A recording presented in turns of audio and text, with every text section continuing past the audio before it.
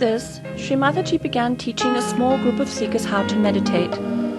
She stood behind each individual and raised the Kundalini by placing her hands on the various energy centers along the spine.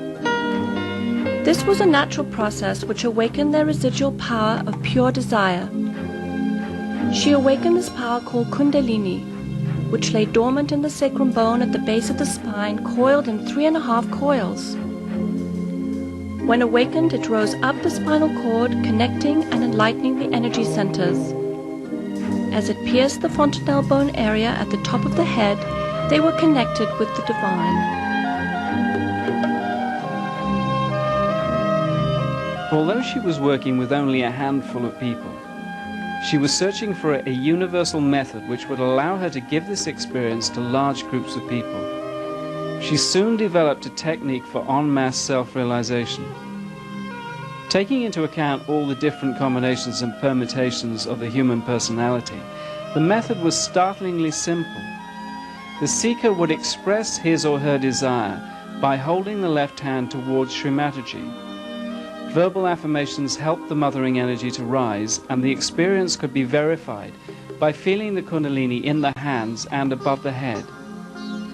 As more and more people expressed their desire to have this awakening, she began an en masse self-realization movement. Sahaja Yoga was born.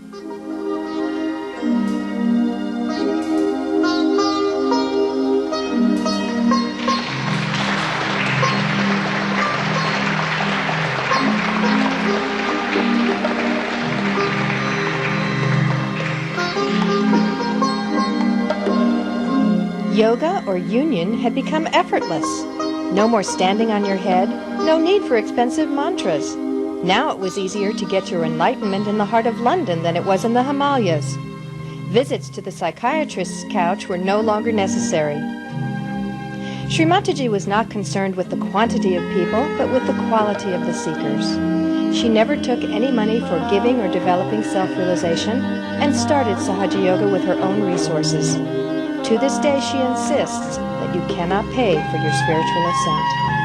And the people were so money-oriented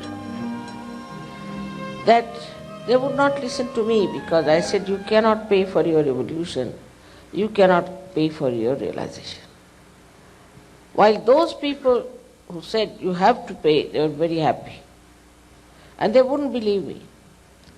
I was so disappointed with the way they were looking at spirituality. How much did we pay to Christ?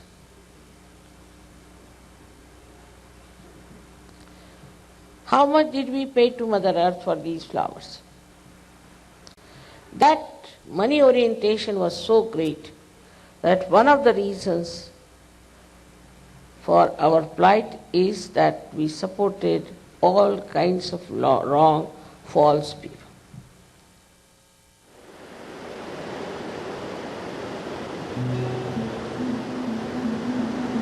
She was very anxious to save the American seekers from false gurus who had descended upon that country and were leading people to their destruction. In 1972, she sold her gold bangles and with that money set sail for America. In hall after hall, she warned of the dangers of following the false teachers who made many claims, but in reality were damaging the kundalinis and energy centers of their disciples. However, this message fell on deaf ears. The seekers of America were too naive and enthralled to listen.